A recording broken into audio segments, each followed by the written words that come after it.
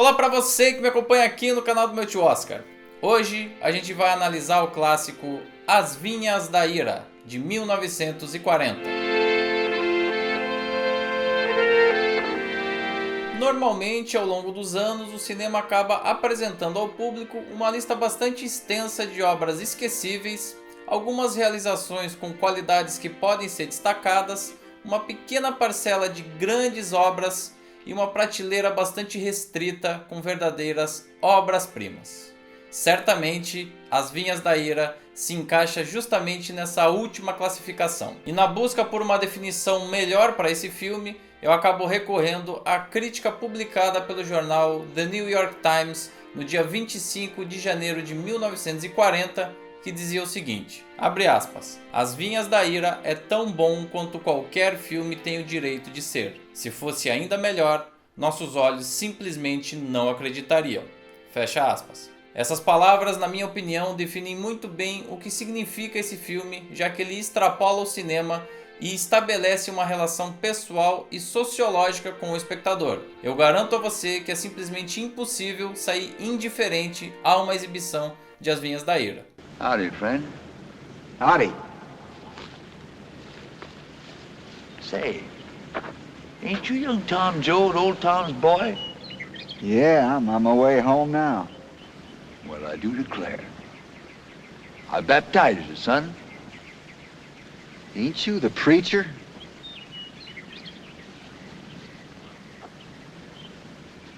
Used to be. Not no more. Para fazer uma análise mais apropriada, é importante entender as origens da história. E o roteiro desse filme foi baseado em um livro escrito por ninguém menos do que John Steinbeck, um dos mais importantes e reconhecidos escritores norte-americanos de todos os tempos. Nascido em 1902, ele publicou mais de 30 livros ao longo da sua carreira, incluindo alguns títulos importantes e que viraram filmes também muito repercutidos, como por exemplo o livro Ratos e Homens, que gerou o filme Carícia Fatal, de 1939, indicado ao Oscar de melhor filme e já analisado aqui no canal do meu tio Oscar. Se você perdeu esse vídeo, volte lá nos arquivos e confira. Na década de 1950, também a obra A Leste do Éden gerou o filme Vidas Amargas, em 1955, que tinha James Dean como protagonista no auge da sua curta carreira. No geral, as suas obras se caracterizavam muito pela retratação da classe trabalhadora da América, a opressão das classes sociais e o dia a dia do homem comum. As Vinhas da Ira, nesse sentido, é a sua obra mais marcante e mais importante da carreira, tendo vencido inclusive o prêmio Pulitzer na categoria de ficção, lá no final da década de 1930. O escritor, no entanto, venceria ainda em 1962 o prestigiado Prêmio Nobel de Literatura, a maior honra dessa área que algum profissional pode receber. Literature was not promulgated by a pale, emasculated critical priesthood, singing their litanies in empty churches. Nor is it a game for the cloistered elect, the tin-horn mendicants of low-calorie despair. Literature is as old as speech. It grew out of human need for it, and it has not changed except to become more needed.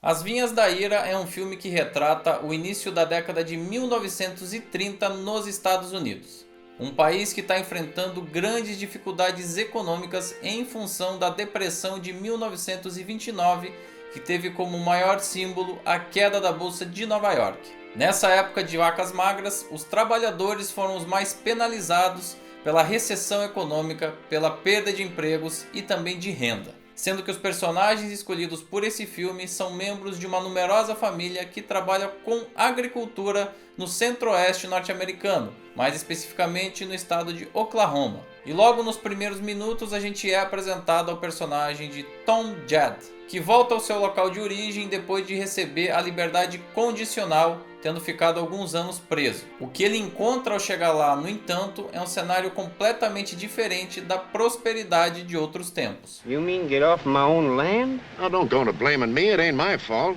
Whose fault is it? You know who owns the land, the Shawnee Land and Cattle Company. And who's the Shawnee Land and Cattle Company? It ain't nobody. It's a company. They got a president, ain't they? They got somebody who knows what a shotgun's for, ain't they? Oh, son, it ain't his fault because the bank tells him what to do. De cara, eu queria apontar aqui que é muito simbólico o fato dele ter escolhido justamente esse cenário para seguir com a narrativa. Esse centro-oeste norte-americano era justamente o local da riqueza, da esperança e da prosperidade durante todo o século XIX, tendo atraído milhares e milhares de famílias no que antes eram terras indígenas. Seja pela exploração dos recursos naturais pelas empresas ou pelo manejo da terra pelas famílias, aquele era o local do futuro e que todo mundo desejava conquistar. No entanto, a crise econômica fez com que não só eles fossem expulsos desse local, como também o inimigo não tivesse uma cara definida. Ao contrário de uma ameaça pontual que tinha um nome e um rosto, nesse momento as inimigas eram as empresas, as corporações, o sistema. Tudo que eles tinham contato direto ali eram com representantes dessas entidades ou então pedaços de papel. Então esse inimigo invisível tornava as coisas ainda mais aterrorizantes, já que você não tem como se defender numa primeira instância. A revolta dava rapidamente lugar ao medo e à consternação. E todo esse sentimento da primeira parte do filme é reforçado pela excelente fotografia. Soturna e melancólica, ela projeta esse humor social depressivo daqueles tempos. As sombras basicamente são regra nesse primeiro momento. Quase todos os ambientes são muito fechados e escuros. E mesmo quando existe uma tomada externa ao sol, o que a gente vê principalmente é a sombra daquele trabalhador na terra, refletindo um pouco aí o que um dia tinha sido a realidade daquele lugar. E diante de todo esse cenário completamente desfavorável, não havia muita escolha a não ser tentar uma vida nova em outro lugar. E eles decidem então partir para a rica e gloriosa Califórnia, que já naquela época era um dos estados mais ricos da nação. No entanto, como a gente vai constatar, esse é exatamente o momento onde a morte chega para aquela família, seja de forma literal ou figurada. É muito marcante, por exemplo, a cena em que a matriarca daquela família se despede dos bens pessoais, queimando-os numa pequena fogueira. São pertences com os quais ela tem uma identificação pessoal, uma afetividade histórica, mas que naquele momento não fariam mais sentido, já que eles estavam abandonando a fonte de sustento dia a dia. Também ícone desse momento do filme é a relutância do patriarca em sair de suas terras. I ain't going to California. This is my country and I belong here. Yes, my dirt. No good, but it's mine. Oh, mine. A viagem é feita a bordo de uma caminhonete caindo aos pedaços, abarrotada de pessoas na caçamba. E olha só, mais uma ironia, através da famosa Rota 66, que foi simplesmente o símbolo da liberdade e da busca por prosperidade em épocas passadas. E assistindo essa viagem com um veículo nessas condições, é impossível a gente não fazer uma relação com a realidade brasileira, através dos quais os paus de arara, muito utilizados lá na região nordeste durante muitas décadas, também faziam transportes semelhantes, levando gente de forma improvisada. E o que seria a princípio uma viagem de esperança acaba revelando um país completamente esfacelado, com milhares de famílias na mesma situação, falta de segurança nas estradas, muito preconceito social arraigado e até mesmo falta de empatia das autoridades. Pior do que isso, o patriarca da família acaba não resistindo e tem um ataque cardíaco, falecendo ao longo do caminho. O funeral, por sua vez, é feito da única forma possível na situação daquela família, à beira daquela estrada.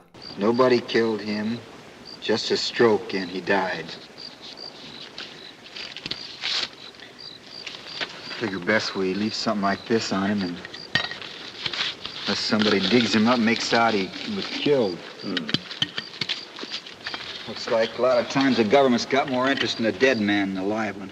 Bom, e quando finalmente essa família consegue chegar à tão sonhada Califórnia, a dura constatação: a formação bastante acelerada de estruturas de moradia precárias, a exemplo das nossas favelas, o excesso de trabalhadores buscando condições parecidas com a daquela família, as ofertas de trabalho que mais pareciam uma escravidão, dada a deterioração das relações entre patrão e empregado, a exploração da mão de obra, a fome, a marginalização dos mais pobres e também a violência policial. Perceba você que tudo isso que eu falei poderia estar facilmente relacionada à situação social do Brasil, Mas na realidade eu estou falando aqui de um filme produzido por um dos maiores estúdios da era de ouro de Hollywood. É por essas características, inclusive, que muitos historiadores apontam essa obra como influenciadora do que viria a ser o neorrealismo italiano anos mais tarde. E de fato, os cineastas europeus também tinham como predileção as classes operárias e sua forma de vida completamente desfavorecida. Independente disso, no entanto, eu destaco algumas características que esse filme acaba levantando e que não eram nem um pouco comuns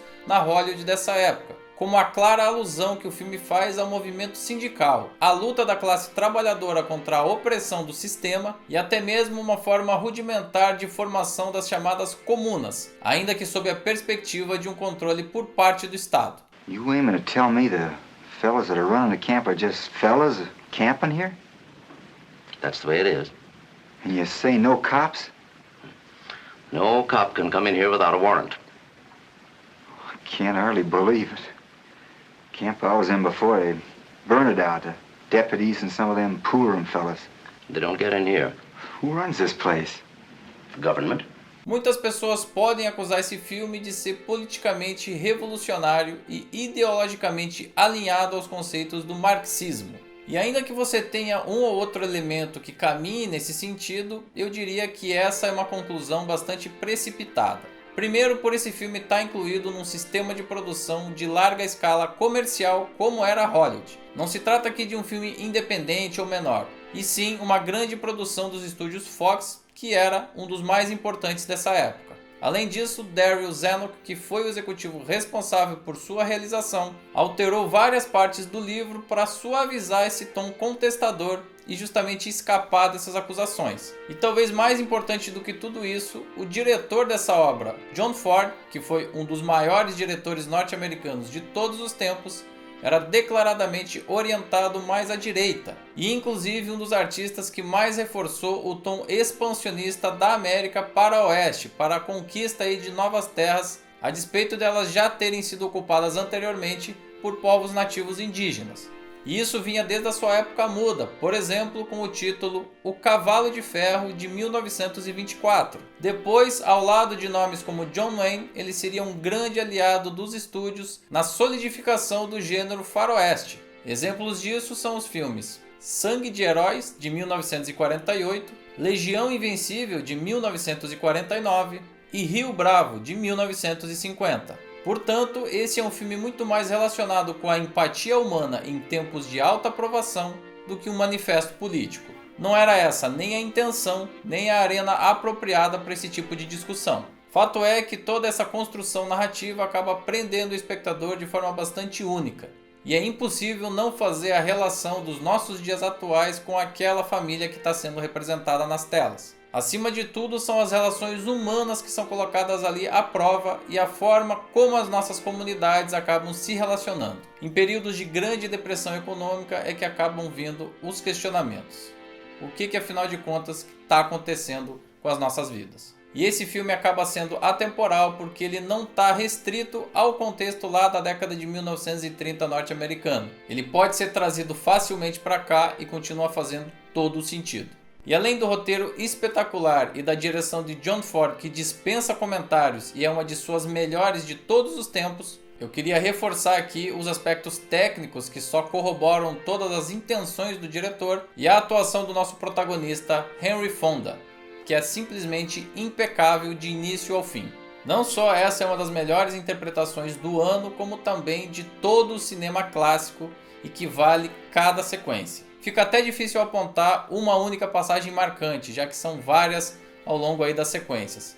Mas o diálogo dele com a sua mãe, já no finalzinho, talvez seja um dos pontos mais emocionantes de toda a história. The fella ain't got a soul of his own, just a little piece of a big soul. The one big soul that belongs to everybody. Then what, Tom? Then it don't matter. I'll be all around in the dark. I'll be everywhere, wherever you can look.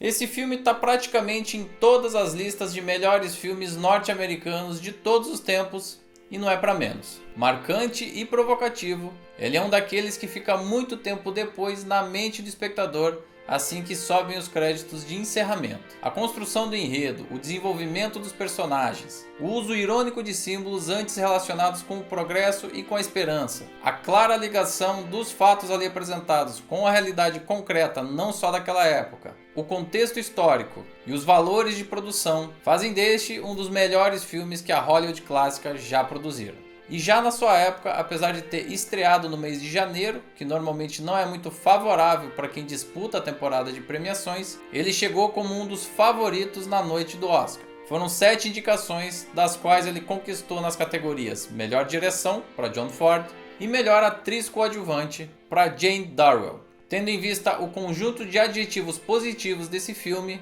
ficou pouco. Um título absolutamente obrigatório na filmoteca de qualquer cinéfilo. Rich fellas come up and they die and their kids ain't no good and they die out. But we keep a-comin'. We're the people that live. They can't wipe us out, they can't lick us. We'll go on forever, pa, 'cause we're the people. E você aí? De que forma esse filme te impactou, hein? Faz o seguinte, usa o espaço aqui embaixo destinado aos comentários para deixar as suas impressões. Também não esquece de deixar a sua sugestão, sua consideração, sua dúvida, se você quiser, sobre o filme ou sobre esse canal. Também não esquece de dar like, compartilhar o material, se inscrever no canal e também ativar as notificações no sininho. A gente segue analisando os filmes indicados pela Academia nessa temporada de 1940 e a nossa próxima sessão vai ser mais um filme dirigido por John Ford, A Longa Viagem de Volta. Tá muito bacana e eu te espero aqui.